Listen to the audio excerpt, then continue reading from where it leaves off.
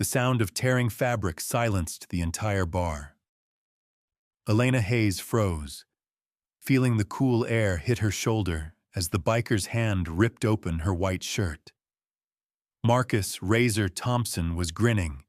His Iron Skull's crew was laughing from their corner table. The crowd was watching, some with horror, others with that sick curiosity people have when violence is about to happen. And then Marcus's eyes dropped to Elena's exposed shoulder, to the tattoo he'd just revealed. Eagle, globe, anchor, United States Marine Corps. The grin died on his face like someone had flipped a switch. Because Marcus Thompson, feared enforcer, bar intimidator, man who'd terrorized Main Street for 3 years with his protection racket, had just made the worst mistake of his life.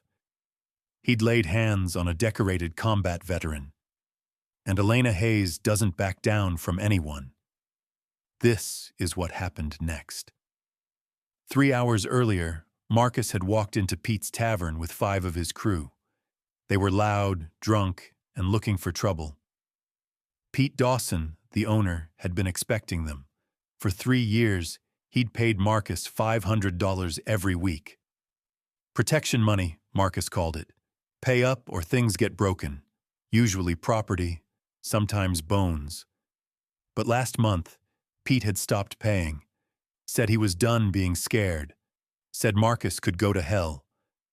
Marcus had let it slide once, then twice, but his crew was getting restless. People were starting to whisper that maybe Razor Thompson wasn't so dangerous anymore. Tonight, Marcus needed to make an example. Show everyone what happens when you don't pay respect. He'd chosen the new server, the quiet one with the neat ponytail and crisp white shirt. The one who'd only been working there 6 months. The one he thought would be easy to intimidate. Her name was Elena Hayes, and Marcus had chosen very, very wrong. "Pay up or I break bones," Marcus had snarled, slamming his fist on the bar counter hard enough to make glasses jump. Elena had set down her tray calmly. "I already told you. I don't owe you anything. You work here, you pay. That's how it works." "No," Elena said, her voice steady though her heart was pounding. "That's not how it works. That's called extortion, and I don't do business with criminals." The bar had gone quiet. No one talked to Marcus Thompson like that. Not if they wanted to keep their teeth. Marcus's face had turned red. "You think you can talk back to me? You think you're tough?" He'd grabbed her collar, yanking her forward. And then, with one brutal motion, he'd ripped her shirt open. Gasps rippled through the crowd. Some people looked away. Others leaned forward. Marcus was grinning, about to say something cruel and triumphant. Then he saw it, the tattoo on her left shoulder. Bold, unmistakable, sacred to those who'd earned it. Eagle, globe, anchor, USMC. The entire bar went silent. Marcus's grin faltered. His crew's laughter died instantly. Every man who'd been smirking moments ago now stared wide-eyed at the ink that spoke louder than any words could. Elena's voice, low but steady, broke the silence. "You just made the biggest mistake of your life." Marcus's hand slipped away from her collar like the tattoo itself had burned him. He stepped back, his confidence visibly cracking. "You?" he stuttered. You're a Marine?" Elena straightened her torn shirt, eyes burning with quiet fury. "Once a Marine, always a Marine." Elena Hayes had joined the Marines at 18 years old. Not because she wanted to prove something, not because she had nowhere else to go. Because her father, Staff Sergeant Daniel Hayes, had died in Fallujah when she was 16. She'd found his letters after the funeral, letters to her mother, talking about honor, duty, brotherhood, about protecting people who couldn't protect themselves, about standing up when everyone else sits down. Elena wanted to finish what he started. She'd served 2 tours in Afghanistan, Helmand Province, convoy security, IED detection, the kind of work where one wrong move meant you came home in a box. During her second tour, her convoy had been hit by an RPG. The lead Humvee burst into flames with 3 Marines trapped inside. Elena had run toward the fire, not away from it, pulled 2 men out through shattered windows while bullets cracked overhead, then gone back for the third. Bronze star with Valor, Purple Heart, and a tattoo she got the day she came home.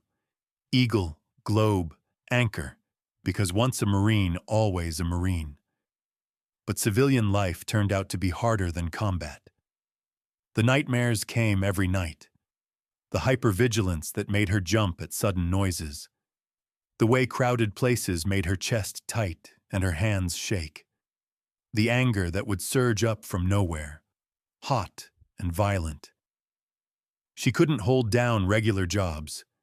Employers didn't understand why she'd flinch at slamming doors, why she couldn't handle crowded offices, why she'd sometimes zone out, back in that burning Humvee. So she worked nights, quiet bars where she could see all the exits, where she could control her environment, where the darkness felt safer than daylight. Pete's Tavern had been good to her. Good tips, good people, no trouble. Until 3 hours ago, when Marcus Thompson walked in, drunk and angry, demanding money she didn't owe, thinking she was just another scared girl he could push around. He thought wrong. Now, standing in the middle of the bar with her shirt torn open and her tattoo exposed, Elena watched Marcus process what he'd just done. For a moment, just a moment, something flickered in his eyes. Uncertainty, maybe even respect. But then his pride kicked in. He'd built his reputation on never backing down. His crew was watching. The bar was watching. Every eye in the place was on him. If he walked away now, he'd look weak. And weakness got you killed in his world. "I don't care what you were," Marcus snarled, though his voice wasn't as steady as before. "That was then. This is now. And right now, you're just a bartender who works for a man who owes me money." He reached for her arm again. Big mistake. Elena's hand shot out. Pure muscle memory from years of Marine Corps martial arts program training. She caught his wrist, twisted hard, and forced Marcus to his knees. The bar gasped. Marcus yelped in pain, trying to pull away. But Elena's grip was iron. 3 years of hauling 60-pound packs through mountains. 2 years of hand-to-hand combat training. Every ounce of strength built from surviving what would have broken most people. "I said," Elena repeated, her voice deadly calm. "I fought men twice your size in deserts you wouldn't survive a day in. I've stared down people who actually knew how to kill. And you think ripping my shirt makes you tough?" She released him with a shove. Marcus stumbled backward, cradling his wrist. His face was red. From pain, from humiliation, from the crushing realization that he'd just been bested by someone half his size. His crew stared, uncertain. They'd never seen Razor on his knees before. Never seen him flinch. Never seen him back down. The bartender, Pete, stood frozen with a glass in his hand, mouth slightly open. "This isn't over," Marcus spat, but his voice cracked on the last word. "You just made an enemy?" "No," Elena cut him off. "It's over. You're done here. Done with Pete. Done with this bar. Done terrorizing people who just want to live their lives." She took a step forward. Marcus actually flinched. "And if you ever lay hands on me or anyone else in this bar again, I won't just twist your wrist. I'll break it. And then I'll call every Marine I served with, and we'll have a conversation about respect." Her voice dropped to a whisper that somehow carried through the entire room. Do you understand? Marcus nodded, unable to meet her eyes. Elena turned to his crew. That goes for all of you. The protection racket, it's finished. Pete doesn't owe you anything. Nobody on Main Street owes you anything. Spread the word. One by one, Marcus's crew looked away. The swagger, the bravado, the tough guy act, all of it evaporated like morning fog. Get out, Pete said quietly. All of you, and don't come back. Marcus and his crew stumbled toward the door, avoiding everyone's eyes.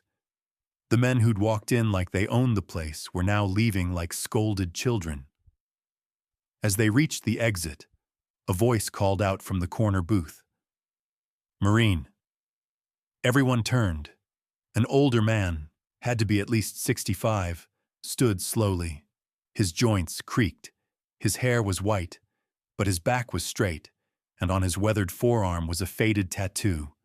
The same tattoo. Eagle, globe, anchor. He looked directly at Elena, placed his hand over his heart, gave her a slow, solemn nod. Semper Fidelis. Elena's eyes welled up. She returned the gesture, hand over her heart, tears threatening to fall, but refusing to. Because in that moment, she wasn't just a bartender. She wasn't just a woman who'd been humiliated and assaulted. She was a Marine, part of a brotherhood that transcended age, race, gender, time, a legacy written in courage and sacrifice.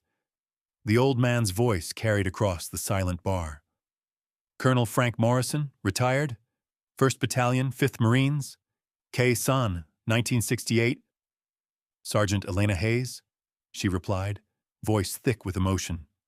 2nd Battalion, 7th Marines, Helmand Province, 2019 and 2021. Semper Fi, Sergeant. Semper Fi, Colonel. The bar remained silent. Not with shock anymore, but with respect. Pete cleared his throat. Anyone who's got a problem with how Elena handled that can leave with them. No one moved. Pete walked over to Elena with a clean shirt from the back office. On the house, he said quietly. Hell, everything you want for the next year is on the house. Elena smiled. A real smile. Maybe her first genuine one in months. I'll just take the shirt, and maybe a whiskey. You got it. As she headed to the back to change, Colonel Morrison called out, Sergeant Hayes, I'll be here when you get back. Seems we've got some stories to trade. That night became the talk of Main Street. The next morning, Elena came in for her shift to find Pete waiting with an envelope. What's this? She asked. Tips, from last night. After you left, every customer who was there came back in. Left money, left notes. Elena opened the envelope. Inside, $847 in cash, and dozens of small handwritten notes. Thank you for your service. You're a hero. My son is deployed. Thank you for showing him what strength looks like. Please keep working here. We need people like you.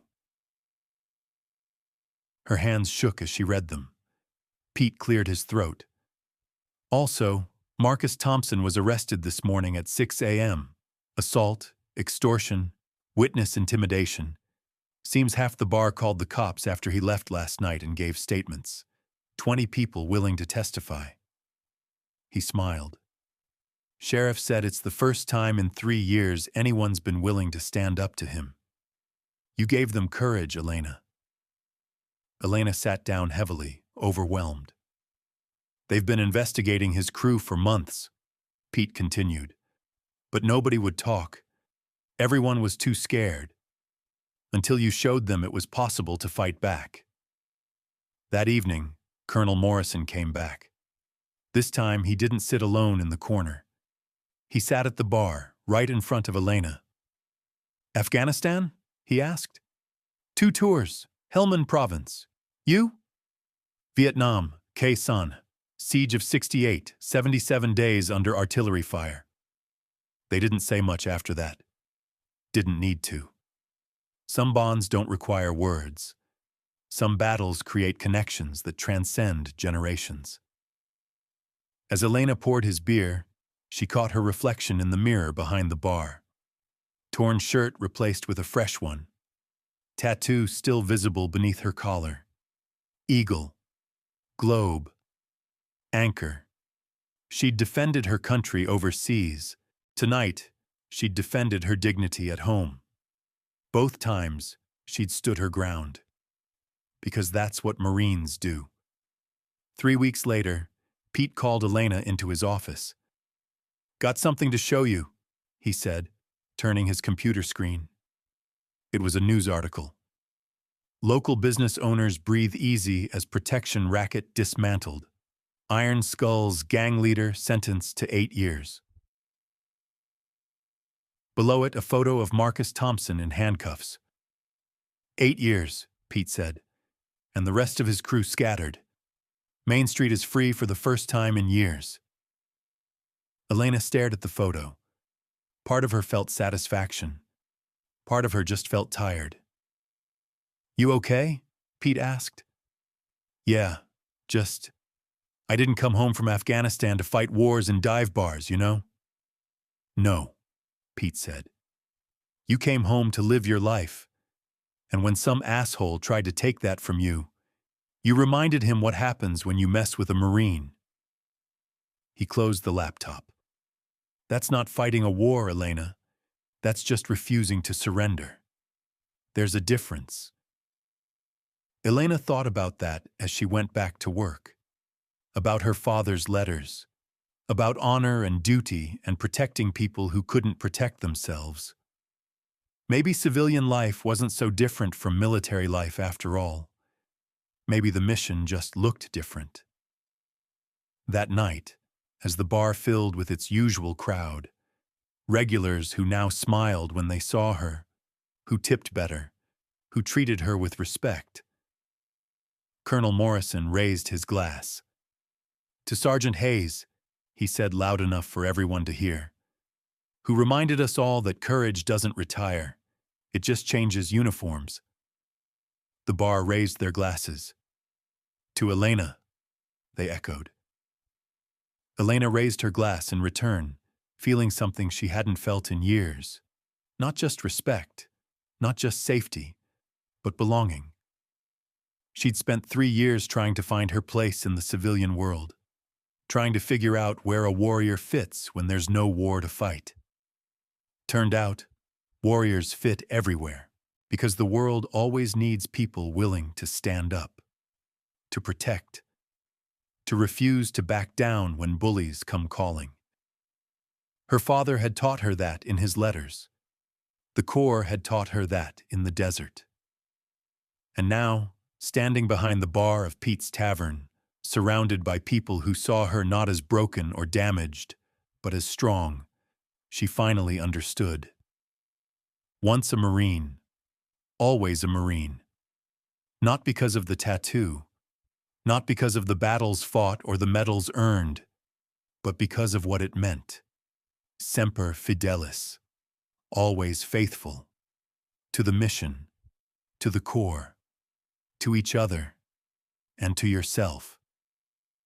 If this story reminded you that true strength doesn't come from intimidation, it comes from honor, hit that like button and subscribe to Iron Brotherhood Stories for more tales where courage wins. Tell us in the comments, have you ever stood up to a bully? What gave you the courage? Semper Fi. Once a Marine, always a Marine.